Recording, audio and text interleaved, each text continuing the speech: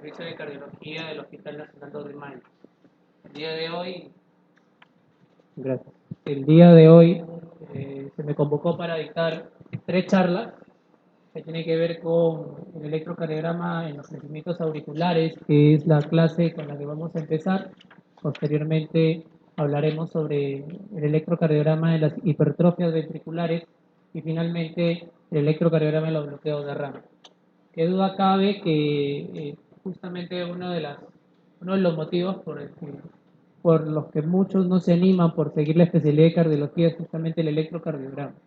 Yo digo siempre que el romance con la cardiología se pierde desde el electrocardiograma, porque cuando uno mira el electrocardiograma y no lo sabe interpretar, sencillamente opta por no hacerle caso y digamos que no se entiende bien con la cardiología.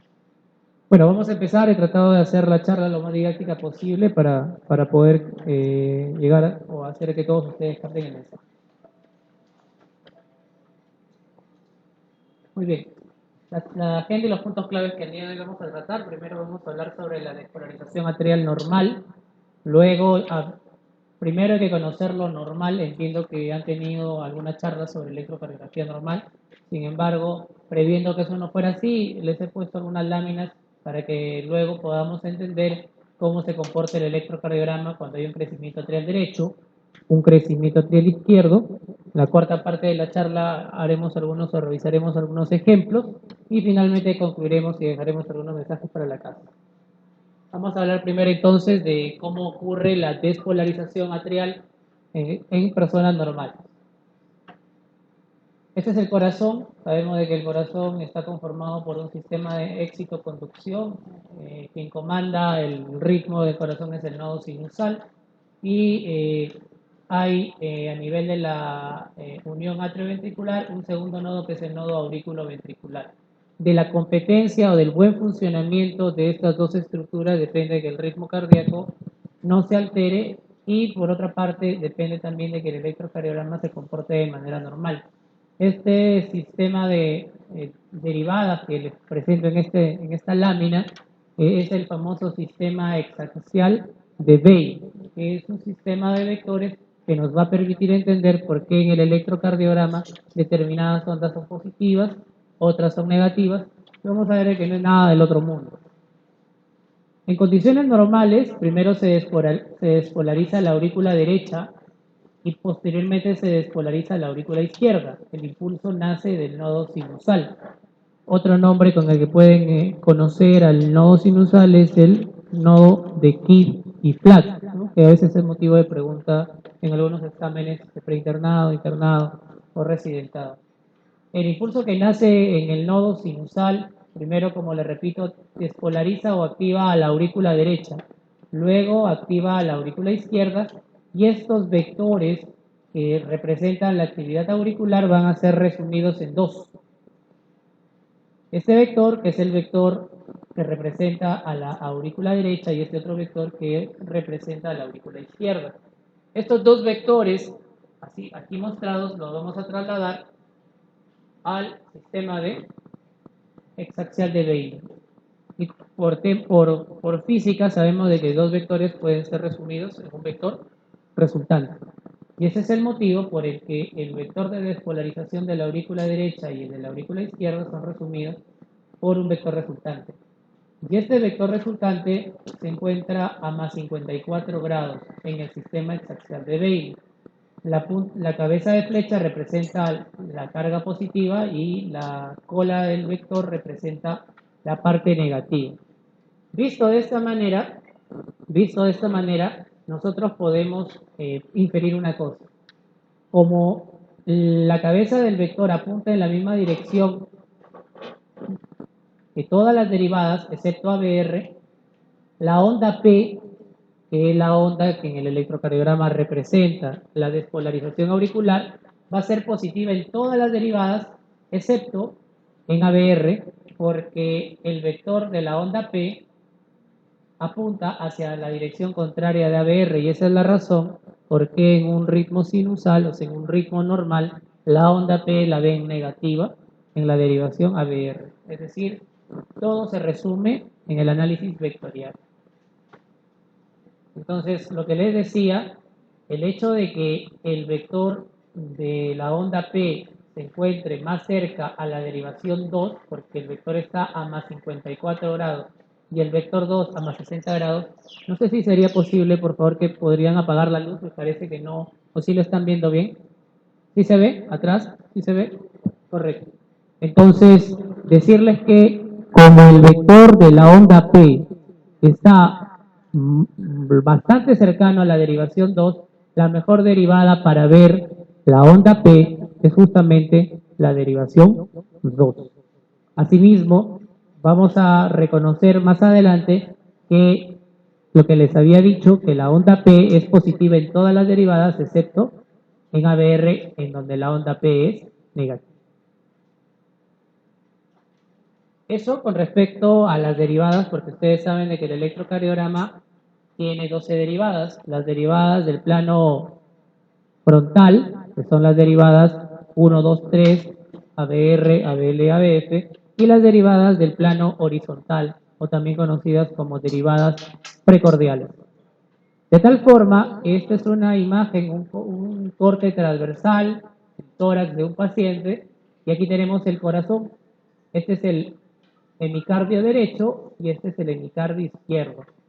Entonces, este vector de onda P que nosotros lo veíamos a más 54 grados, en este corte transversal va a estar apuntando o viaja de derecha a izquierda.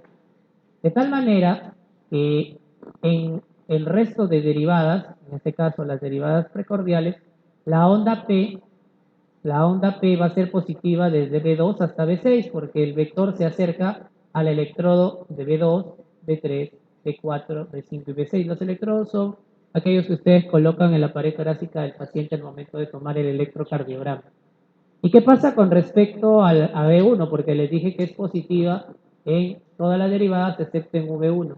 Sucede que con respecto a B1, el vector cuando nace se acerca discretamente a B1, pero la mayor parte del vector ya cuando el vector crece se aleja de B1. Entonces, como hay una primera parte del vector que se acerca a B1, inscribe una deflexión onda positiva. Y cuando el vector empieza a alejarse de B1, inscribe una deflexión negativa. Por lo que es normal en B1 encontrar que la onda P tiene dos componentes, un componente positivo y un componente negativo, que hacen que la onda P sea considerada como bifásica. Entonces, en resumidas cuentas, en condiciones normales, la onda P es positiva en todas las derivadas, excepto en ABR, en donde es negativa, y en B1, en donde es normal verla isodifásica. Lo que les decía, los dos primeros componentes del vector, pues al acercarse a B1, van a permitir que se registre una deflexión positiva y el resto del vector al alejarse va a ser el responsable de la parte negativa de la onda P en B1. Entendiendo esto, porque como les repito, cuando uno revisa un tema patológico, pues tiene que primero entender lo que significa lo normal.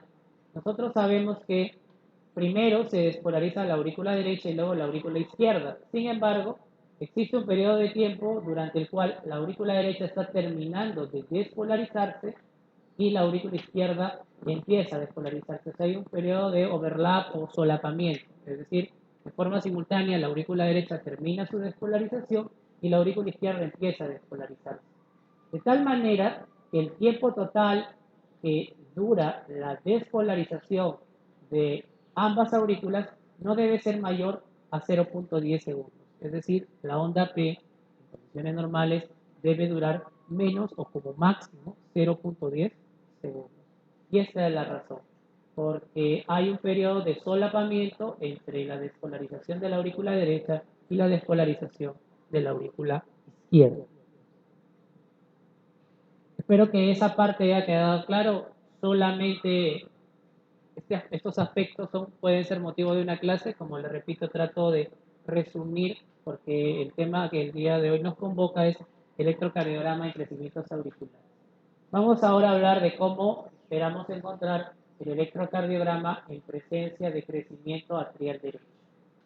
Entonces, Para hacer un poco de feedback y retroalimentación, doctora, ¿cuánto debe durar como máximo la onda P? Hasta 0.10 segundos, correcto. La onda P es positiva, ¿en dónde es negativa? En ABR. Y positiva en todas las demás. Doctor, ¿y en B1 cómo se comporta? Doctor, ¿cómo se comporta en B1 la onda P? Correcto. Entonces creo que he logrado el objetivo de transmitirle cómo es la onda P en todas las derivadas en situación normal y cuánto debe durar como máximo la onda P. Todo lo que no se rija a lo que estamos hablando es considerado como anormal. De ahí la importancia de conocer cómo es la onda P en condiciones normales. Hablemos entonces del crecimiento arterial derecho. Antes de hablar del crecimiento de aurícula derecha en el electrocardiograma, ustedes se están preparando, entiendo, para rendir un examen. Me di la libertad de ponerles algunas de las causas más importantes de crecimiento arterial derecho. Y esto lo vemos con relativa frecuencia en la práctica clínica. Las más frecuentes causas de crecimiento arterial derecho son la estenosis pulmonar, que lo vemos nosotros en la práctica diaria en el hospital, la tetralogía de Fallot, que es una cardiopatía congénita cianótica. Dicho sea de paso, si les preguntan cuál es la cardiopatía congénita cianótica más frecuente al año de vida, la respuesta es la tetralogía de Fallot. La estenosis e insuficiencia tricuspidia, la hipertensión arterial pulmonar y el cor pulmonar. Son las entidades que con mayor frecuencia en la práctica clínica generan electrocardiogramas que presentan o muestran crecimiento arterial derecho.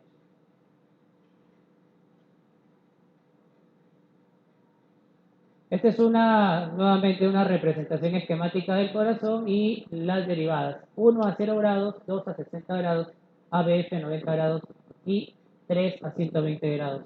Esto lamentablemente sí es memoria, o sea, para que ustedes puedan entender el electrocardiograma, me animaría a decir que la única parte que es memoria es saber a cuántos grados se encuentra cada derivada. O sea, de las 12 derivadas, específicamente las 6 de los miembros, 1, 2, 3, ABR, ABL, ABF, tienen que saber a cuántos grados se encuentran. Repito, D1 o derivación 1 a 0 grados, D2 a más 60 grados, ABF a más 90 grados y D3 a más 120 grados.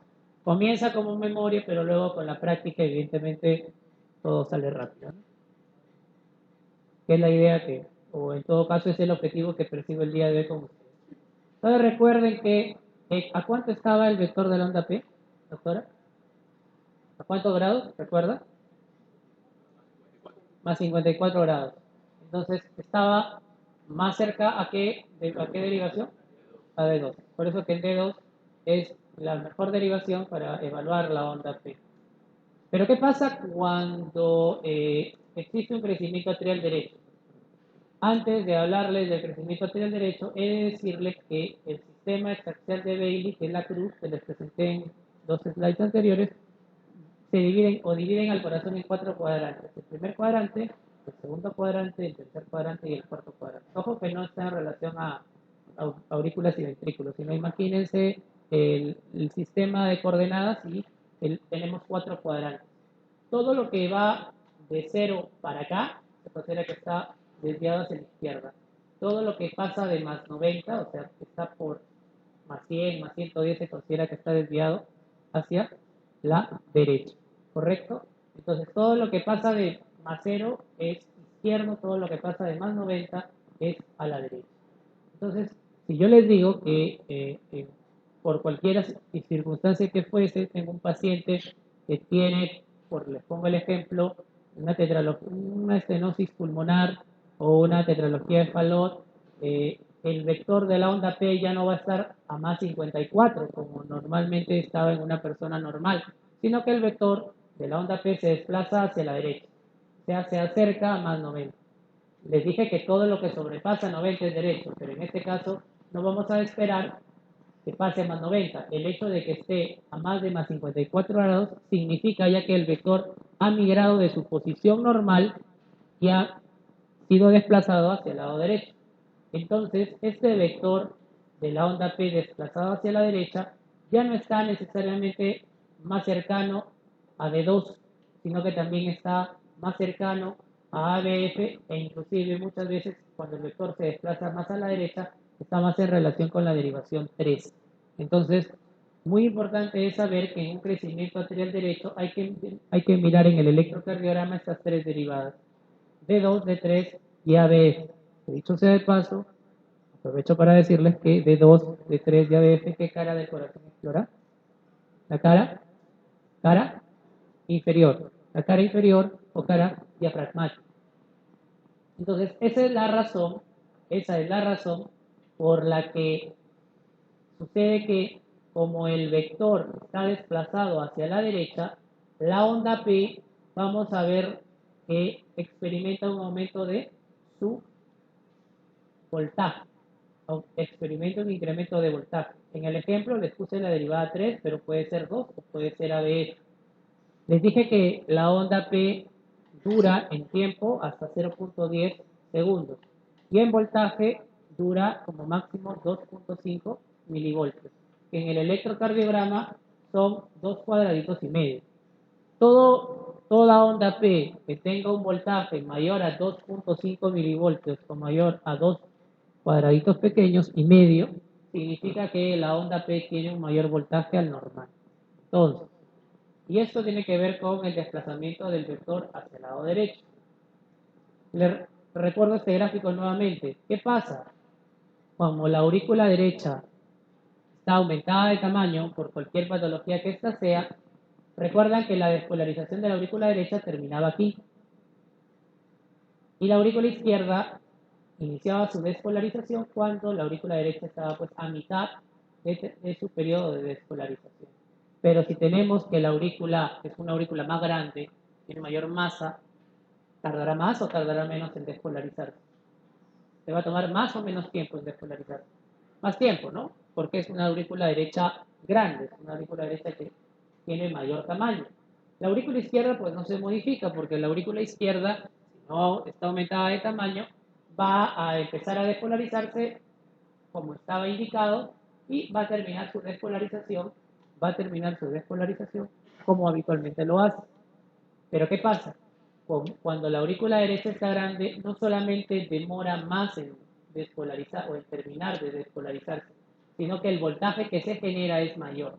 Y esa es la razón por la que nosotros observamos que la onda P, este esquema intenta representar una onda P, en tiempo es normal, pero en voltaje la onda P tiene más de 2.5 milivoltios. Esa es una de las características que distingue al crecimiento atrial derecho, que la onda P en tiempo es normal, pero en voltaje supera los 2.5 milivoltios. Entonces, aquí tenemos nuevamente el corte transversal del tórax, que observamos que este vector, si bien es cierto, recuerdan que en condiciones normales viajaba de derecha a izquierda en esta dirección, ahora está desplazado hacia la derecha. Este es el esternón, esta es la columna vertebral, este es el hemitórax derecho y este es el hemitórax izquierdo. Entonces el vector que apuntaba predominantemente hacia la izquierda, ahora no, está orientado hacia la derecha. ¿Por qué? Porque la aurícula derecha ha aumentado de tamaño. Recuerdan que en B1 la onda P es bifásica, positiva, negativa. ¿Qué va a pasar cuando hay un crecimiento de aurícula derecha? Vamos a ver que, la mayor parte del vector se acerca a B1 y solamente las porciones distales del vector se alejan de B1. De tal forma que en el caso de un crecimiento atrial derecho, predomina la parte del vector que se acerca a B1 sobre la parte negativa. Entonces la onda P, pues ya no va a ser una onda P bifásica, sino va a ser una onda P que va a tener predominantemente un componente positivo o negativo. Positivo. Entonces ustedes en la literatura van a encontrar que cuando hay un crecimiento de aurícula derecha, la onda P tiene en B1 un patrón positivo, positivo, negativo.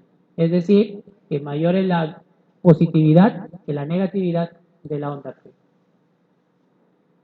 Entonces, ¿qué pasa? Esto, lo que les he explicado, lo refrendo acá en texto, Pues en un crecimiento de aurícula derecha aumenta la magnitud del vector de la onda P que despolariza la aurícula derecha. Recuerden que ese vector resultante es justamente el resultado, valga la redundancia, de esos dos vectores. Recuerden que les presenté al inicio un vector de aurícula derecha y un vector de aurícula izquierda, sino que nosotros lo representamos en uno solo.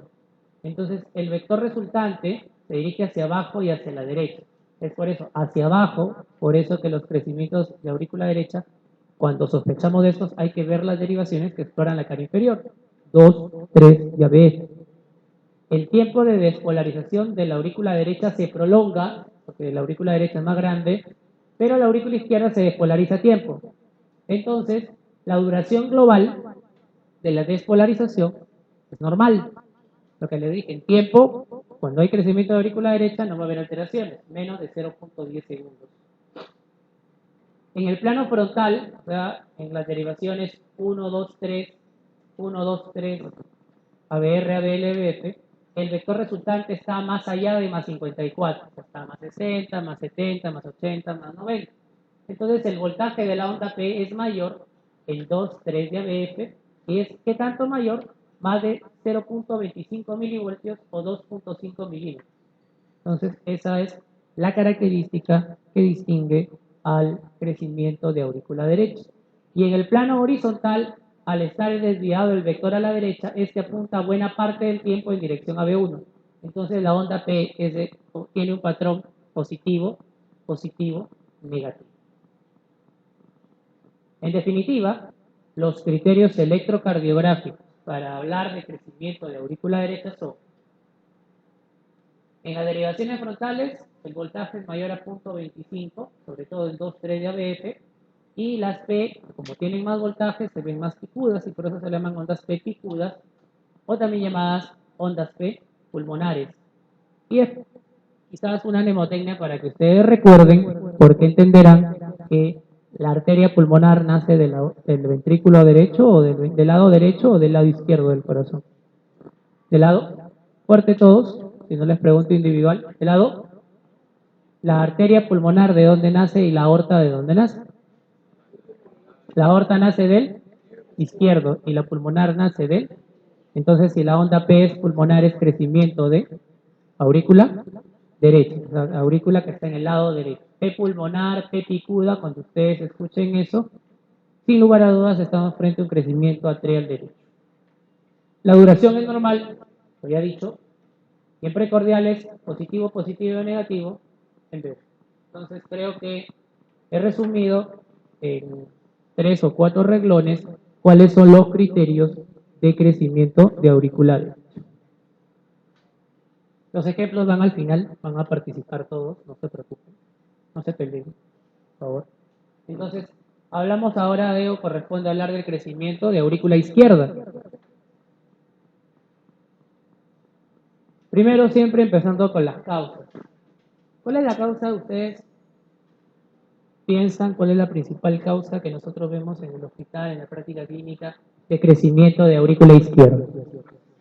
La estenosis mitral. Excelente.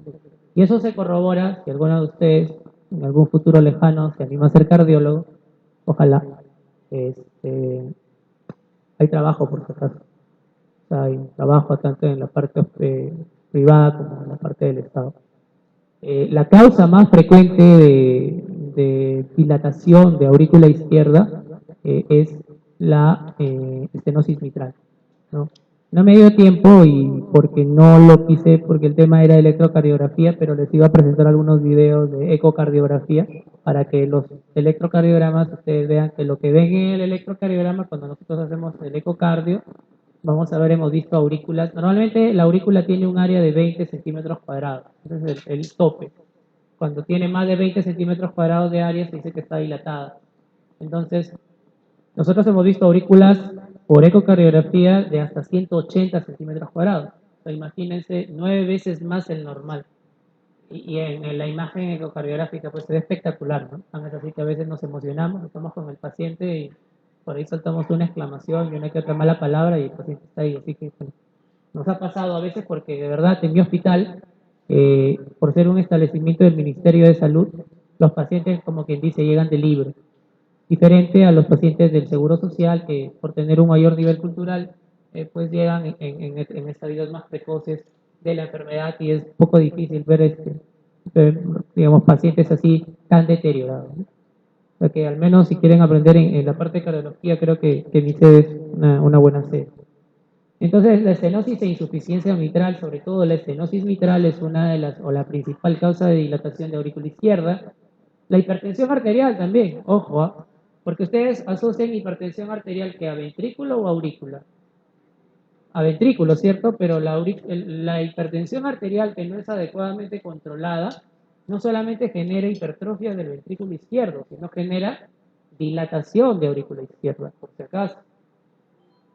La estenosis e insuficiencia aórtica, sobre todo la insuficiencia aórtica, porque la estenosis aórtica, como veremos en la segunda charla de hipertrofias, genera más que todo hipertrofia del ventrículo izquierdo, pero la insuficiencia aórtica sí, en estadios avanzados de la enfermedad, genera crecimiento de aurícula izquierda también. Y otra de las entidades que genera también crecimiento de aurícula izquierda e hipertrofia del ventrículo izquierdo son la miocardiopatía hipertrófica y la dilatada. Y olvidé mencionar o olvidé colocar otra de las cardiopatías que también genera crecimiento de ambas aurículas. Si les preguntan de las siguientes entidades, ¿cuál de ellas genera dilatación vía auricular? La respuesta es, ¿alguien sabe? ¿Alguien sabe? No tienen que saber por si acaso, por eso que la miocardiopatía restrictiva. Cuando ustedes hablen de, o cuando ustedes revisen sus libros, van a ver que tenemos miocardiopatía hipertrófica, miocardiopatía dilatada y miocardiopatía restrictiva. La restrictiva es una de las mayor frecuencia genera dilatación de ambas aurículas. Y no son pacientes ni hipertensos ni valvulares. Ojo. Y la causa más frecuente de miocardiopatía restrictiva probablemente sea la amiloidosis. Por ahí les suelto, como dicen algunos, los guachos de algunas preguntas que pudiesen. Ojo que lo que ustedes ven acá probablemente van a ver en su examen de internado, de residencia. Las preguntas en realidad son repetidas. Claro que el nivel tiende a subir conforme van ustedes avanzando en su quehacer médico. La idea es que ustedes puedan ingresar a los lugares o los establecimientos que desean y hagan la residencia, que me imagino es la meta de todos ustedes, ser especialistas, lo más jóvenes posible. Ahora ha cambiado un poco el paradigma de que mejor médico es el médico que tiene más experiencia, más años. Cada vez salimos médicos especialistas más jóvenes con ganas de poder ganar un espacio en la sociedad y evidentemente tenemos un poco más de paciencia que los médicos antiguos. Y los pacientes así lo reconocen.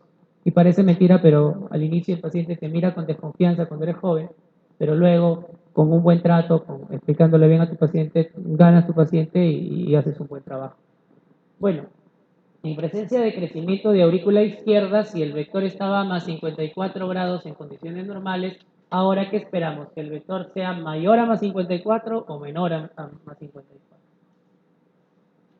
En presencia de crecimiento de aurícula izquierda. El vector en condiciones normales está a más 54. La pregunta es, en un crecimiento de aurícula izquierda, el vector se desplaza hacia la izquierda.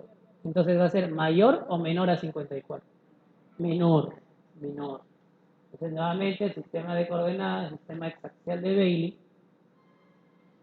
y el vector de la onda P se acerca a D1 más que a D2.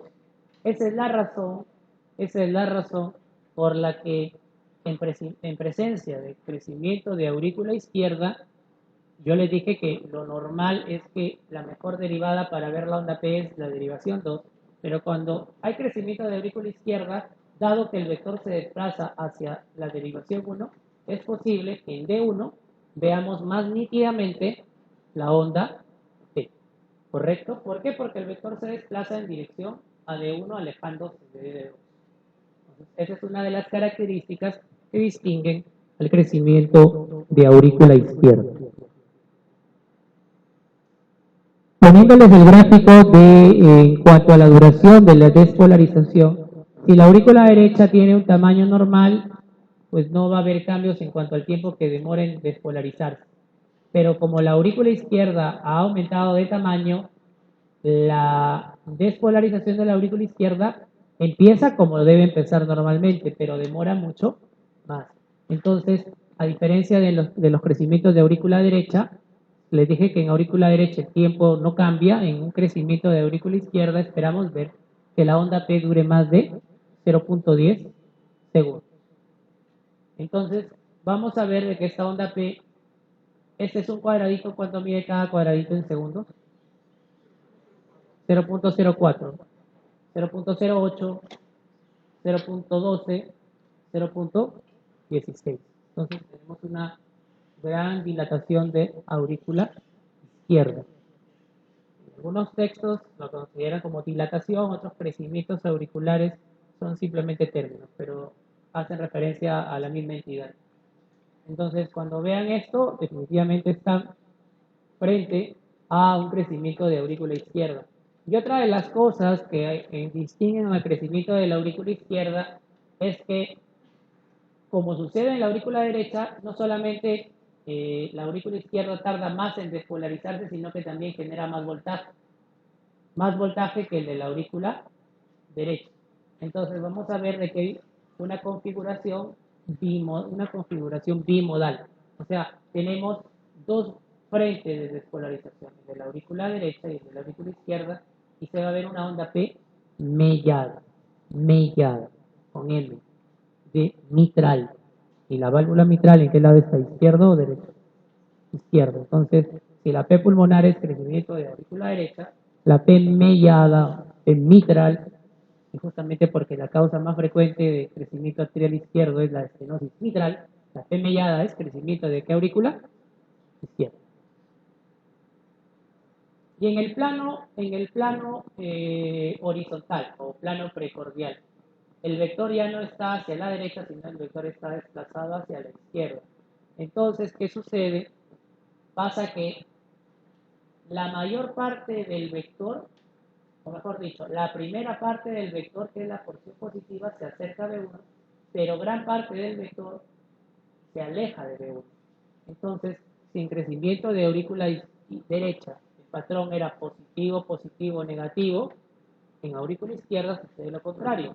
Solo es positiva la primera parte del vector y lo que resta es negativo. Entonces, en B1 vamos a tener que la primera parte es positiva y la mayor parte de la onda P es negativa. O sea, tiene un patrón positivo, negativo, negativo. En presencia de crecimiento arterial izquierdo aumenta la magnitud del vector de despolarización de aurícula izquierda y el vector resultante se dirige hacia atrás y a la izquierda. El tiempo de despolarización de la aurícula derecha se inicia normalmente. Sin embargo, dado que la aurícula izquierda tiene mayor tamaño, demora más en despolarizarse. Y eso se traduce en que la duración global es mayor por encima de 0.10 segundos. Si en algún momento leen un libro de electrocardiograma, en los libros texto de electrocardiografía suelen o prefieren utilizar milisegundos. Entonces, 0.04, que es lo que dura el cuadradito, son 40 milisegundos. Dos cuadraditos, 0.08 es 80 milisegundos. Entonces, ojo. Tres cuadraditos, ¿cuánto es? En milisegundos. 120 milisegundos. Entonces, si la onda P dura más de 100 milisegundos o más de 0.10 segundos, que es lo mismo, estamos frente a un crecimiento de aurícula izquierda. La onda P es bimodal, mellada o mitral. ¿Ok? La onda P mellada es una onda P que denota crecimiento de aurícula izquierda. Y en el plano frontal, el vector es menor de más 54, entonces la onda P se acerca a 1 y ABL, y es por eso que el voltaje en estas derivadas es mayor que en 2, 3 y ABL. Entonces, si ustedes tienen un electrocardiograma normal y no pueden distinguir la onda P, la mejor derivada para verla es 2, pero en crecimiento aurícula izquierda la cosa cambia, ya tenemos que ver 1 o ABL. Y en el plano horizontal, como el vector se desvía a la izquierda, la onda P es o tiene un patrón positivo, negativo, negativo. En definitiva, los criterios para diagnóstico de crecimiento de aurícula izquierda son las ondas P melladas, que duren más de 100 milisegundos o 0.10 segundos, y en B1 una P con patrón positivo, positivo, negativo. Son los criterios de crecimiento de aurícula izquierda. Entonces pasamos a la parte más importante, creo yo, si es que me han entendido. Hasta aquí, ¿alguna pregunta? Con confianza, por favor. No les voy a repreguntar, sino les voy a responder y si no les puedo responder tendré que ponerme a leer. Pero me interesa que no solamente venir acá a hablar, pararme frente a ustedes que no me entienden, sino en realidad quiero que esto quede claro. Porque al margen de la especialidad a la que se vayan a dedicar, si van a dedicarse a una especialidad clínica, dermatología, reumatología, neumología, van a ser guardias en emergencia. Y en emergencia, ustedes que son alumnos de pregrado pero que ya han ido al hospital, sí o sí, alguien va a llegar con dolor de pecho y sí o sí le van a tomar un electrocardiograma. Entonces, como médicos generales, tenemos que saber identificar un electrocardiograma normal y si el plus sería que puedan identificar cositas mínimas como los crecimientos auriculares. ¿Hay alguna pregunta de parte de ustedes? Si no hay, pasaré los ejemplos y les empezaré a preguntar. ¿Correcto? Vamos a ver los ejemplos. Me da el trabajo de ponerles casos. Evidentemente son casos ficticios, pero no puede ser evidente, pero no por eso no son ciertos. Y todavía les he puesto algunos enunciados que por ahí pudieran venirle sus preguntas. O sea que por donde lo vean he tratado de que esto sea así, ¿no? De que pueda favorecer. Varón de 15 años que acude a la consulta externa refiriendo edema de miembros inferiores desde hace 2 meses. Además ha notado disnea de moderados esfuerzos y le han hecho notar que las uñas de sus dedos son extrañas. Le han dicho que son uñas que parecen palillos de tambor. ¿Eso cómo se llama? Acropaque. ¿Y eso qué significa? Eso que, sí, fisiopatológicamente, ¿qué significa?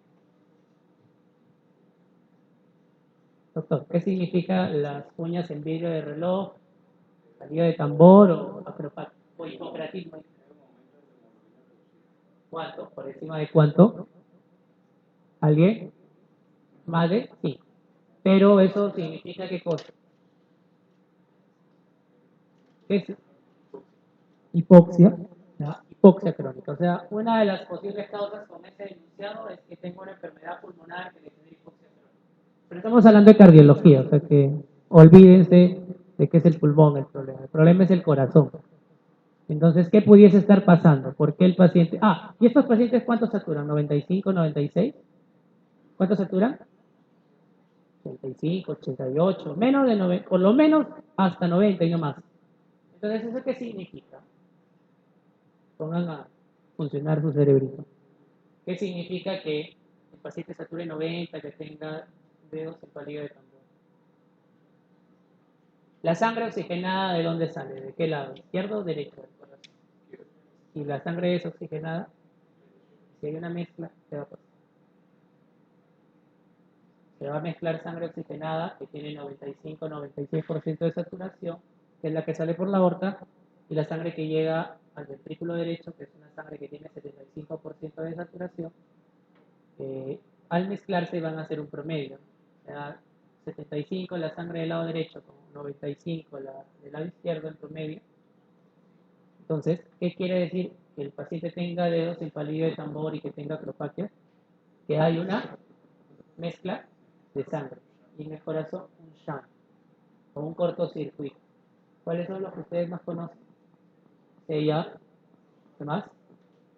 Tres son, que tienen que conocer como médico general. CIA, CIB y PCA, o ductus arterioso persistente. Entonces, este paciente tiene dedos en palillo de tambor, entonces ya yo voy afinando mis sentidos y digo, como estoy en una charla de cardiología, seguro el doctor me ha traído un ejemplo de cualquiera de estas tres entidades. Dicho sea de paso, de las tres que les he mencionado, y como estamos en crecimiento de aurícula derecha, entonces tienen que pensar en de las tres, ¿cuál es la que genera más crecimiento de aurícula derecha? Y la respuesta, ¿cuál es? Es el CIA. Entonces, vamos a ver. Al examen satura 90, y tiene dedos en vidrio de reloj también. Soplo sistólico en foco pulmonar 3/6, ¿ok? Eso traduce, ¿qué traduce un soplo a propósito? ¿Qué significa que te encuentres un soplo? ¿Perdón?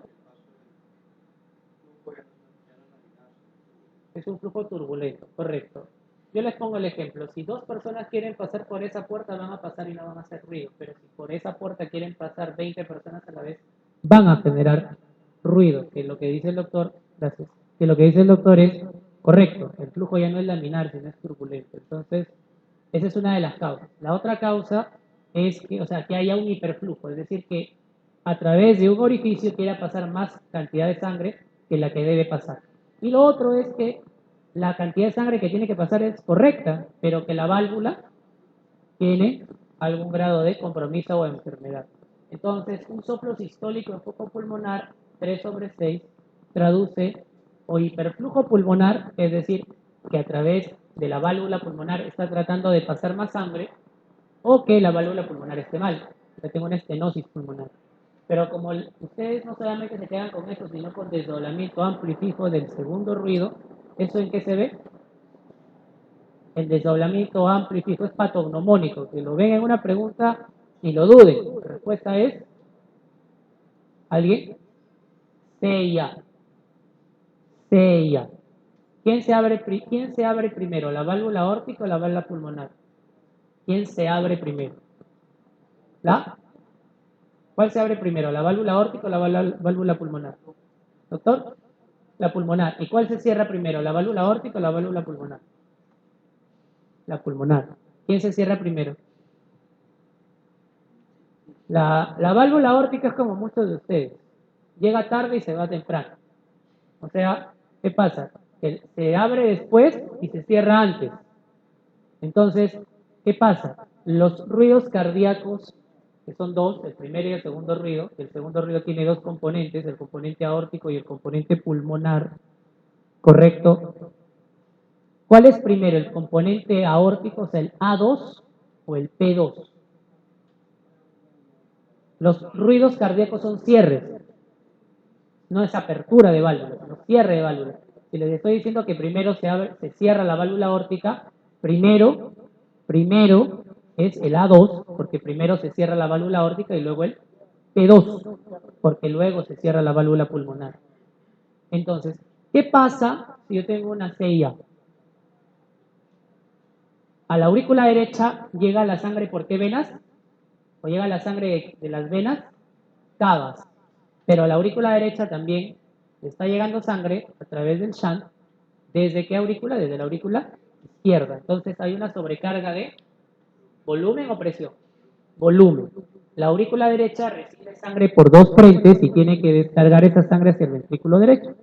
Y el ventrículo derecho tiene que descargar esa sangre hacia la pulmonar.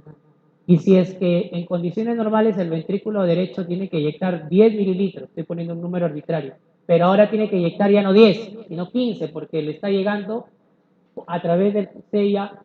¿Qué va a pasar con la válvula pulmonar? ¿Va a demorar más en cerrarse o no va a demorar más en cerrarse? Si tiene que pasar más sangre, se va a demorar más, porque va a haber más sangre que tiene que pasar. Entonces la válvula pulmonar tiene que permanecer abierta más tiempo y va a demorar en cerrarse. Entonces va a haber un desdoblamiento amplio y fijo del segundo ruido.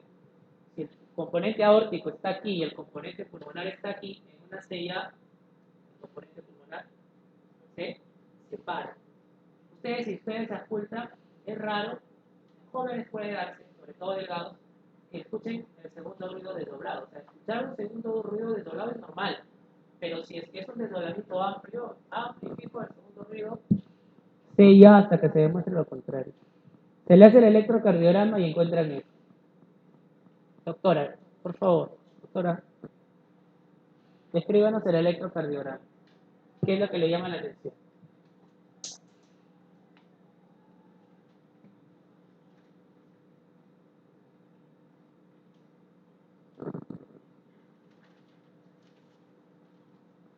¿Qué le llama la atención? A todos, pues ya, el coro, no importa. ¿Qué le llama la atención? ¿Perdón? La P picuda, ¿no? ¿Más de cuántos milivoltios? Más de 0.25 milivoltios. Les dije 2.5 milímetros. Admito mi error, le dije 2.5 milímetros, es 0.25. Perdón por eso. En D2, D3, en AB, P. Correcto, acá está la P picuda, y la P picuda. O sea, hay crecimiento de aurícula derecha. ¿Y aquí se los señalé?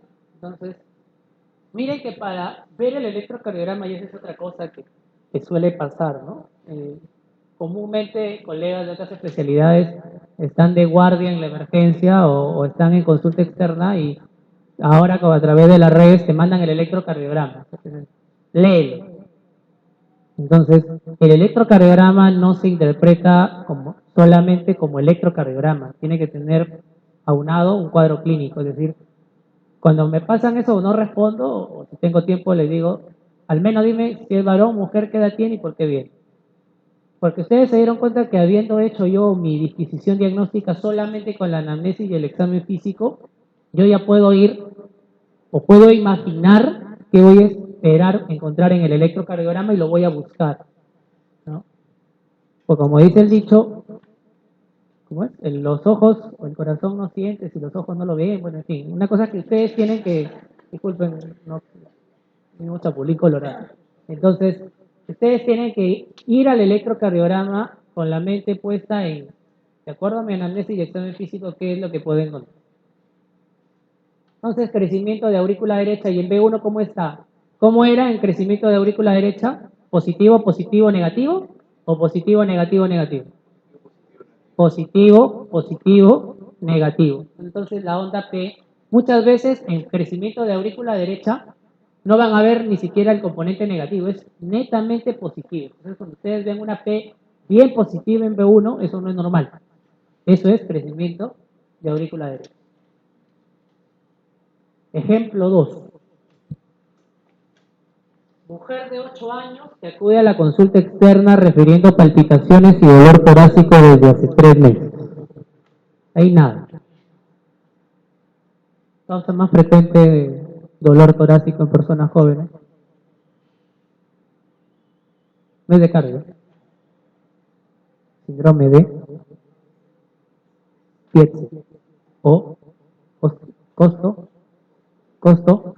costocondritis. Lo vemos bastante nosotros. Doctor, me duele el pecho. Mujeres sobre todo. No tengo nada contra las mujeres. Pero las mujeres van, me he peleado con la pareja o con los hijos y le duele el pecho. Y su electro está normal y no se va en el hospital con el electrocardiograma normal, ya tú le dices al paciente, se va a su casa. Pero en la parte privada sí te exige. O sea, no se queda contento con que tú le digas, oye, no tienes nada. Tienes que hacerle su ecocardiograma. Que recién que después que le haces el ecocardiograma, que tú ya sabías que iba a salir normal, recién se van a su casa tranquilo a seguir peleando. Entonces, también presenta disminución a la tolerancia al ejercicio por lo que ha dejado de hacer educación física.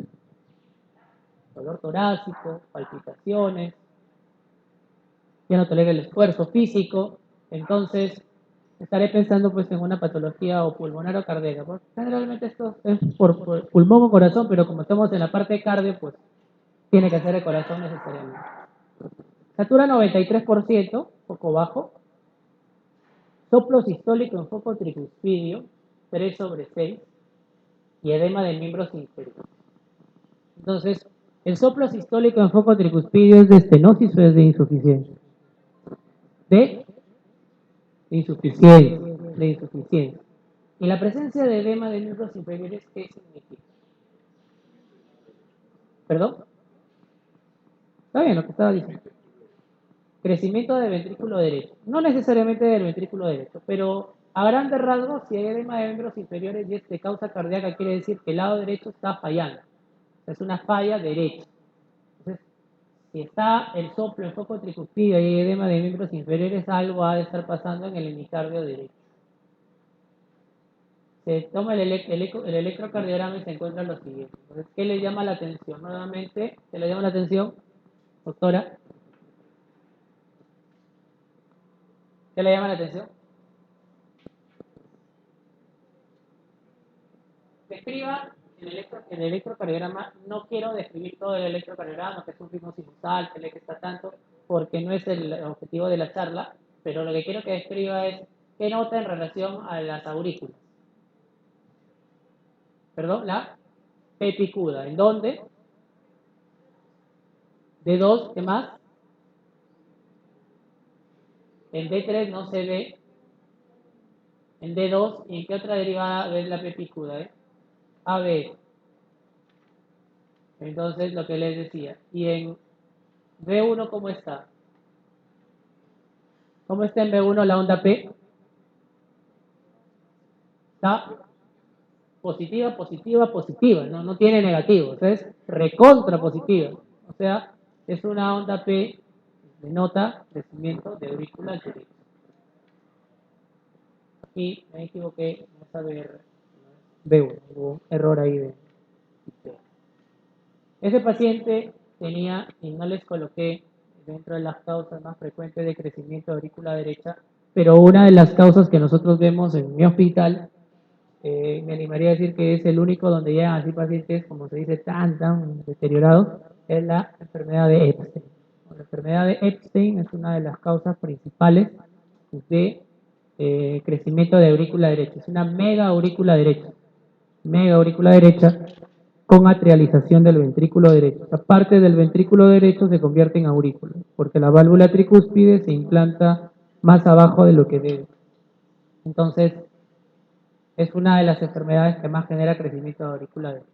Y es la que yo he visto ya en sus experiencias, que es la que cursa con así crecimientos de aurícula derecha tremendos. Ejemplo 3. Mujer de 24 años con antecedente de fiebre reumática durante la niñez.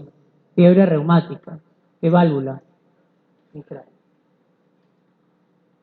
¿Qué le puse crecimiento hacia derecho? No sean sapos, le va a tocar crecimiento izquierdo, obviamente. Acude a consulta con clínica de disnea paroxística nocturna, tos con expectoración rosada. BK. BK, ¿no? Le pedimos BK. TBC, estamos en el Perú. Estamos en el 2 de mayo.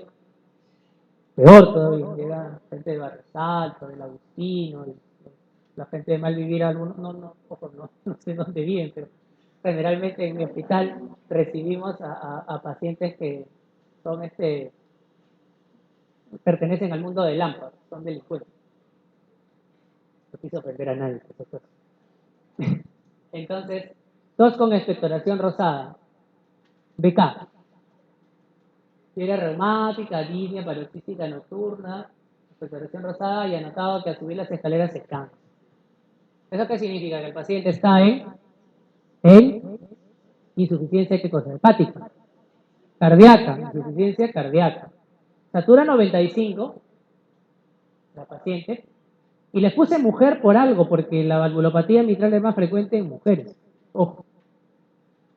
En el Perú no hay trabajos, que yo sepa, pero la gente que recibimos en el hospital es mayormente del centro, que vienen con secuela reumática en válvula mitral. Soplo diastólico en rodamiento en foco mitral, 3/4. Ese es el soplo característico de la estenosis mitral, un soplo diastólico en rodamiento, así se llama, soplo diastólico en rodamiento, o soplo retumbante. Se decide tomar el electrocardiograma y encontramos esto. A ver, doctor. Doctor, a ver si nos ayuda con el electrocardiograma. Está acá adelante, doctor de Blanco. El electrocardiograma describa en cuanto a las aurículas. ¿Cómo está? ¿Perdón? Sí, quiero ver cómo está la aurícula.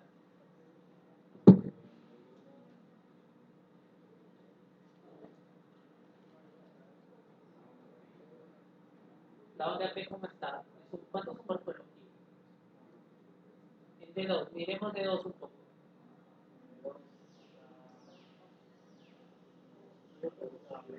Mellada, mellada.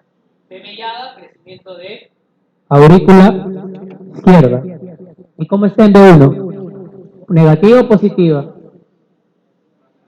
Negativa, más negativa. Quiere decir que estoy frente a un paciente que tiene crecimiento auricular izquierdo. Penellada. Les dije que a veces se ve mejor en D1. A veces, no siempre, ojo. O sea, no por el hecho de que el vector se va hacia la izquierda deja de verse en D2. Pero a veces sí puede verse mejor la onda P en D1. Aquí en este ejemplo se ve mejor la P mellada en D2 y en AB. Y en B1 está negativo. Entonces, el diagnóstico de ese paciente fue estenosis mitral severa. Varón de 24 años sin antecedentes personales ni familiares de enfermedad cardíaca, pero es usuario de drogas parenterales. ¿Qué les sugiere ese cuadro clínico cuando son pacientes usuarios de drogas? ¿Qué puede generar en el corazón? Endocarditis. ¿De qué válvulas? ¿Derechas o izquierdas? Los usuarios de drogas tricuspidia. Derecha. Derecha. Acude por emergencia porque ha estado con fiebre. Fiebre, usuario de drogas parenterales. Mayormente derechas. No solo derechas, pero mayormente derechas. El examen físico satura 95%, luce tóxico, escapa al 39,5%. Se le tomó soplo diastólico y foco mitral. Se le toma el electrocardiograma y ¿qué vemos en el electrocardiograma, doctora? ¿En dónde ves la melladura de la onda P? Ya. Incluso mira ABR negativo, pero también está mellado, ¿no? Porque es normal que un ABR sea negativo. Y en B1 hay una discreta deflexión positiva, pero es predominantemente negativa. Entonces, estamos frente a una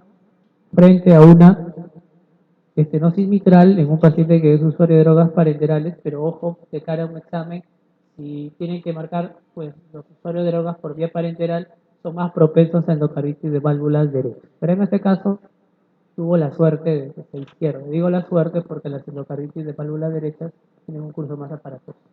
Ojo.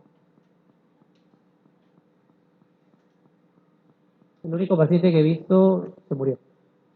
El resto de pacientes, lo de válvula mitral, válvula aórtica, los operas o le das tratamiento y sobreviven. Entonces, concluimos, señores. Conclusiones y mensajes para la casa. Las patologías más comunes que suelen generar crecimiento del derecho son estenosis pulmonar, Epstein, hipertensión pulmonar y col pulmonar. Los criterios electrocardiográficos para el crecimiento del derecho son ondas P picudas más de 0.25 milivoltios, sobre todo en derivaciones inferiores y con patrón positivo, positivo, negativo en B1. Las patologías más comunes que suelen generar crecimiento del izquierdo son la estenosis sobre todo, pero también la insuficiencia mitral, hipertensión arterial que no ha sido adecuadamente tratada o no controlada, la estenosis aórtica y la miocardiopatía hipertrófica. Les dije que agregamos la miocardiopatía restrictiva. Y los criterios electrocardiográficos para crecimiento de aurículo izquierdo son ondas P mediadas, sobre todo en 2,1 de ABL, y patrón positivo, negativo, negativo en B1.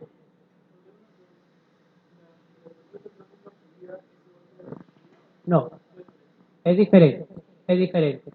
Ya, entonces, bueno, de contestar su pregunta, les agradezco bastante su atención y bueno, permítanme sentarme un ratito, que estoy parado todo el día. Y la respuesta a tu pregunta es la siguiente, ¿no? La miocardiopatía hipertrófica obstructiva, primero, que no toda miocardiopatía hipertrófica es obstructiva, ¿no? La cardiomiopatía hipertrófica, algunos dicen cardiomiopatía, otros dicen miocardiopatía. En senso estricto, el término correcto es miocardiopatía. Miocardiopatía hipertrófica, o miocardiopatía dilatada, o miocardiopatía restrictiva. Cuando son primarios, o sea, cuando es una miocardiopatía hipertrófica per se, ¿no? La miocardiopatía hipertrófica se produce por múltiples causas, mutaciones genéticas. Pero cuando hay una causa que la genere, por ejemplo, una estenosis aórtica, vas a ver un ventrículo izquierdo pues muy hipertrófico y algunos van a, en lugar de decir miocardiopatía, van a utilizar el término de cardiomiopatía. Y ahora, para responder tu pregunta, no es lo mismo. La miocardiopatía hipertrófica es una hipertrofia ventricular, sobre todo el ventrículo izquierdo, aunque hay casos de miocardiopatía hipertrófica biventricular, o sea, tanto el izquierdo como el derecho están gruesos, las paredes. La miocardiopatía restrictiva se llama restrictiva porque entre las fibras musculares se deposita materia normal, amiloide, sarcoide, colágeno. Entonces esas fibras miocárdicas son reemplazadas por tejido anormal. Entonces es un ventrículo duro. Entonces, como el ventrículo es duro, las aurículas intentan llenar a los ventrículos, pero como es un ventrículo que está duro, las aurículas tienen que hacer más trabajo. que así como algunos de ustedes que va al gimnasio, me imagino, carga pesos, hipertrofia el bíceps, igual, las aurículas se hipertrofian y crecen. Y es por eso que la miocardiopatía restrictiva, como afecta a ambos ventrículos, genera crecimiento vía auricular. Y el ventrículo se va a ver hipertrófico, pero en realidad no es hipertrófico, sino que eso que vemos que aparentemente es miocardio, no es miocardio, no es tejido que ha sustituido al miocardio, ¿no? Como le dije, la causa más frecuente es la amiloidosis. ¿Alguna otra pregunta? Creo que tienen, porque yo he dictado acá hace un año y medio, creo, dicté por aquí. Creo que tienen un break primero para pasar al siguiente tema. ¿No? Ya, tómense un break de 5 minutos y regresamos después de la pausa.